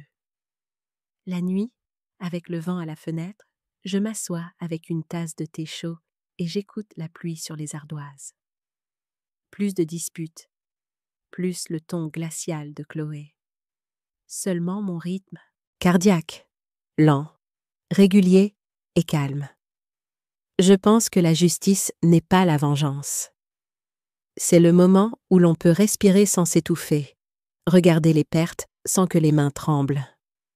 Et cette nuit-là, pour la première fois depuis des années, j'ai éteint la lumière sans craindre l'obscurité. Dans le silence, j'ai écouté la pluie sur le parterre fraîchement planté, comme une bénédiction du passé pour ce nouveau départ. 6 mois ont passé depuis la décision du tribunal. Le printemps est revenu et Rouen sentait la terre humide et les fleurs sauvages. Ma maison, celle qui résonnait autrefois de disputes, était maintenant si calme que je pouvais entendre le vent filer entre les pins. Cette fois, le silence n'était pas lourd. C'était le murmure du renouveau. Un matin, Antoine a appelé. Sa voix était plus légère, plus claire, sans le vieux tremblement d'épuisement. « Maman, je l'ai fait », a-t-il dit. « Les papiers de la maison. J'ai tout retransféré à ton nom. Plus aucun lien. » Je suis restée silencieuse quelques secondes, écoutant mon propre rythme cardiaque. « Tu es sûre ?»« Sûre. Tu as trop porté. Je veux juste faire ce qui est juste.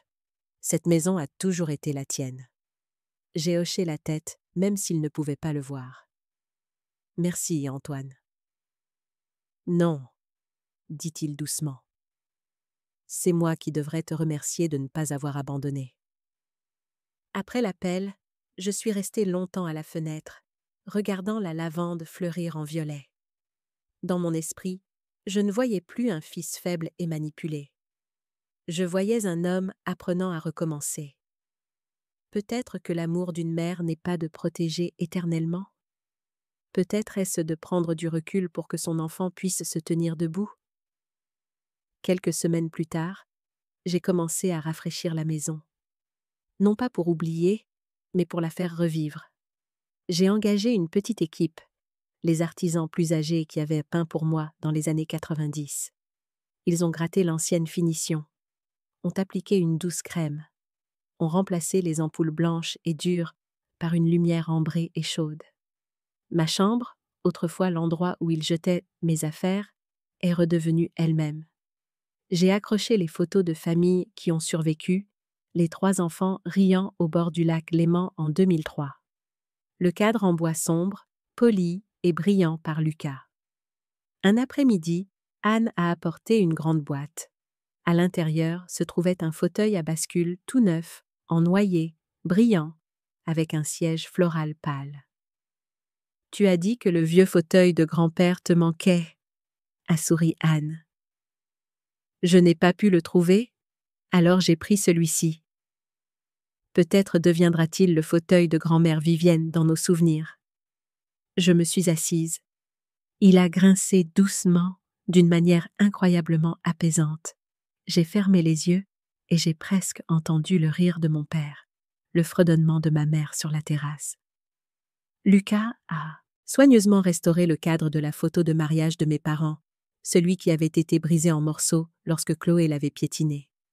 Il a ramassé chaque éclat, l'a réassemblé, puis l'a scellé avec une couche protectrice. « Regarde, maman, » a-t-il dit. Parfois, ce qui a été brisé a plus de valeur parce que ça a été maintenu ensemble avec amour. J'ai regardé la photo alors que des larmes coulaient avant que je puisse les arrêter. Les fines fissures restaient, mais les yeux de mes parents brillaient comme s'ils me souriaient. Ce soir-là, nous avons raccroché la plaque en bois sur le porche. L'ancienne avait pourri, mais la nouvelle gravure était nette.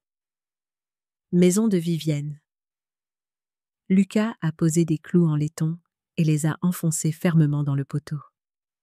Le dernier coup a retenti, clair et sûr, comme une déclaration. Cet endroit appartenait enfin à nouveau à sa propriétaire légitime. Antoine a commencé une thérapie individuelle. Il me l'a dit un après-midi lors de notre promenade. Il m'aide à repérer les signes de manipulation. Je peux dire non maintenant, maman. J'ai souri légèrement. Maintenant, tu as tes propres limites. Et j'apprends à les protéger, a-t-il dit. Pas seulement avec les autres, mais aussi avec moi-même. J'ai regardé mon fils, ressentant de l'amour, de la fierté et une petite douleur, comme de regarder quelqu'un se relever après une chute, marqué, mais regardant vers l'avant. Un dimanche après-midi, j'ai invité Madame Lambert pour le thé. La femme qui avait appelé les secours et m'avait sauvée ce jour-là avait toujours l'air petite, mais ses yeux étaient bienveillants. « Vivienne, vous avez bien meilleure mine, » a-t-elle dit avec un doux sourire. « Je vous dois plus que des remerciements, » ai-je répondu. « Si vous n'aviez pas passé cet appel… » Elle a posé sa main sur la mienne. « Allons, allons. Nous avons juste fait ce que les gens devraient de faire. Que vous viviez bien, c'est ce qui me rend heureuse. » Nous nous sommes assises sur la terrasse, le vent transportant des odeurs de pin et de terre humide. 2 femmes, 2 tasses de thé, 2 vies secouées maintenant paisiblement stables. Dimanche soir, mes 3 enfants ont dîné avec moi. J'ai fait une soupe de poule comme ma mère la faisait, avec une pincée de poivre noir. L'arôme a rempli la cuisine. Après avoir mangé, Anne a sorti les poèmes de ma sœur, celle qui était partie juste avant que tout cela ne commence. Nous avons lu les lignes qu'elle avait écrites un jour. La maison n'est pas un abri, mais l'endroit où nous osons revenir après chaque rupture. Personne n'a parlé, mais nous avons tous compris. Ma sœur avait eu raison.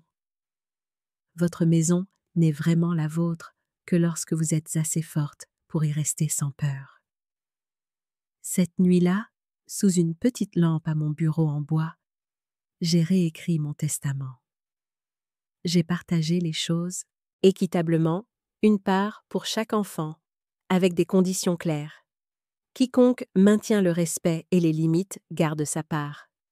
Personne n'est autorisé à manipuler, mentir ou détourner l'amour pour de l'argent. J'ai également mis de côté un petit fonds pour un centre qui aide les victimes de fraude familiale et de coercition financière. Je sais qu'il y en a beaucoup comme moi, des personnes âgées transformées en outils pour la cupidité de quelqu'un. Si mon histoire peut aider quelqu'un à parler, alors peut-être que ce que j'ai vécu n'a pas été vain. Quand j'ai eu fini, j'ai plié le papier et je l'ai placé dans la boîte en bois de ma mère, à côté de sa vieille alliance et d'une photo de famille. Ce n'était pas juste un testament, c'était mon dernier message aux personnes que j'aime. La nuit est tombée. Je suis retournée dans ma chambre, chaude et dorée. La fenêtre s'ouvrait sur l'odeur du pain et de la pluie printanière. Le fauteuil à bascule grinçait doucement. La pluie tombait sur la terrasse. J'ai posé ma main sur la photo de mariage de mes parents, la lampe se reflétant sur leur visage, comme s'ils me regardaient. Satisfaite, j'ai fermé les yeux. Plus de peur au son d'une porte. Plus de sursaut au vent. Tout était en place, enfin. À ce moment-là, j'ai su que la justice, la bienveillance et le respect sont les 3 piliers de ce toit. Il m'a fallu presque toute une vie pour apprendre à les garder, mais à la fin, je l'ai fait. Et pour la première fois depuis des années, j'ai bien dormi dans ma propre chambre, avec l'odeur de pain humide enveloppée dans une paix que personne ne pouvait m'enlever. 1 an après avoir vu mes affaires éparpillées sur l'herbe, je me tenais devant le vieux parterre de fleurs, celui qui était autrefois maculé de boue et de larmes, arrosant chaque racine de lavande d'une main douce. Le parfum s'élevait dans l'air humide, doux comme une bénédiction. Je me suis penchée et j'ai chuchoté « C'est fait ». Pas un cri de victoire, mais une phrase de clôture. Une longue année de perte et de guérison. La dernière nouvelle concernant Chloé est arrivée au début du printemps. Le tribunal lui a infligé une peine avec sursis ainsi qu'une ordonnance de ne pas s'approcher de moi et une obligation de dédommager les autres victimes à qui elle avait emprunté de l'argent sous de faux prétextes. Je n'ai ressenti ni joie, ni amertume, seulement un silence creux, comme de regarder une tempête s'éloigner, laissant de longues traînées sur la vitre. Antoine a fini de rembourser tout ce qu'il me devait 6 mois avant la date prévue. Il n'a pas dit grand-chose, il a juste envoyé l'argent jusqu'à ce que la dernière note apparaisse. 18e mois complet. Merci, maman. Je l'ai lu et j'ai souri. Des excuses sincères n'ont pas besoin de mots, seulement d'actes. Et Antoine l'a fait. Cet après-midi-là, toute la famille s'est réunie dans le salon pour installer un petit mémorial pour ma sœur. Anne a allumé des bougies. Lucas a posé le cadre. Et Antoine a apporté des marguerites blanches. J'ai parlé à mes enfants et à mes petits-enfants du fauteuil à bascule de grand-père. Comment ils berçaient ma sœur pour l'endormir là, fredonnant les nuits d'hiver. L'histoire s'est étendue sur plusieurs générations, nous liant ensemble, non pas seulement par le sang, mais par les souvenirs et l'amour que nous avons gardés. Alors que les bougies se consumaient, j'ai dit à mes enfants, la dignité n'est pas un cadeau à donner.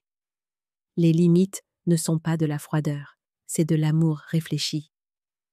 Quiconque franchit votre ligne sans demander ne vous aime pas vraiment.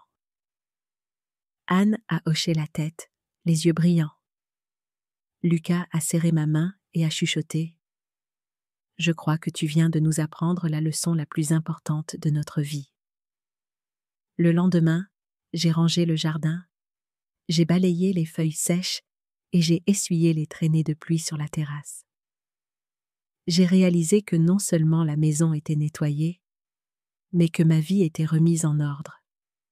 Plus d'ombre transportant des mensonges, plus de regards suspicieux ou de poids sur ma poitrine en franchissant la porte. J'avais éliminé les toxines de ma vie avec la loi, avec la patience et avec la foi que les gens honnêtes ne perdent pas éternellement. Ce soir-là, j'ai ouvert mon ordinateur portable et j'ai écrit un article pour la communauté sur l'abus financier dans les familles. Quelque chose dont peu de gens discutent, mais que beaucoup subissent en silence. J'ai raconté mon histoire, sans nom, sans rancune. Juste comment une femme de 65 ans s'est défendue correctement dans le cadre de la loi et a gardé sa bienveillance. Quand j'ai cliqué sur « Envoyer », je me suis sentie plus légère. Quelque part, quelqu'un pourrait le lire et trouver un peu de courage dans ces lignes. Avant de me coucher, j'ai ouvert la nouvelle armoire en bois que Lucas m'avait aidé à construire.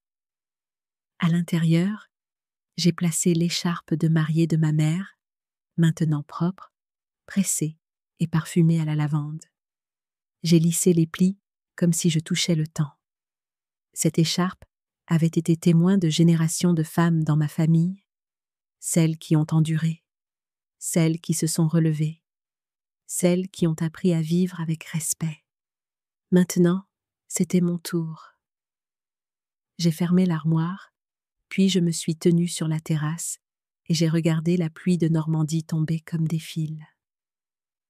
Les gouttes perlaient sur la rampe, scintillant sous la lumière chaude. J'ai inspiré, sentant la chaleur monter à travers ma peau. Chaque blessure, chaque tempête était devenue partie d'une histoire de survie. En moi, un message résonnait, doux mais ferme. Pas seulement pour moi, mais pour quiconque a été blessé, traité d'égoïste pour s'être choisi. S'il qualifie votre force d'égoïsme, souriez, car vous venez de vous sauver. Merci d'être resté jusqu'à la toute fin de mon histoire. Si vous êtes encore là, peut-être que quelque part dans ces lignes, vous vous êtes vu ou avez vu quelqu'un qui vous a blessé. La vie nous fait parfois traverser des pertes pour apprendre le véritable amour de soi. Je crois que chaque blessure peut devenir une lumière tant que nous nous accrochons à la dignité et à la bienveillance. Je suis curieuse. D'où dans le monde m'écoutez-vous? Laissez un commentaire. Partagez vos pensées sur les limites, sur le respect de soi, ou simplement sur ce qui vous a aidé à vous relever les jours où vous pensiez n'avoir plus rien. Si cette histoire a touché votre cœur, un « j'aime », un abonnement, ou même une petite note peut l'aider à voyager plus loin vers ceux qui ont besoin d'entendre qu'ils ne sont pas seuls et qu'ils peuvent encore recommencer. Du fond du cœur, merci d'avoir écouté, d'avoir compris et d'être resté avec moi jusqu'à la fin. Parfois, une seule personne prête à écouter suffit à sauver.